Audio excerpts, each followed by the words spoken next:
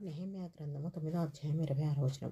అయినను వారు అవిధేయులై నీ మీద తిరుగుబాటు చేసి నీ ధర్మశాస్త్రమును లక్ష్యపెట్టక త్రోసివేసి నీ తట్టు తిరగవలెనని తమకు ప్రకటన చేసిన నీ ప్రవక్తలను చంపి నీకు బహుగా విసుగు పుట్టించిరి.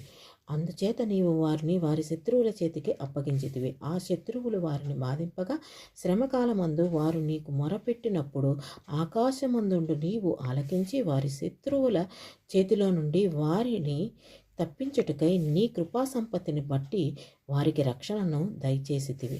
వారు నెమ్మది పొందిన తరువాత నీ ఎదుట మరల ద్రోహులు కాగా నీవు వారిని వారి శత్రువుల చేతికి అప్పగించితివి. వీరు వారి మీద అధికారము చేసిరి.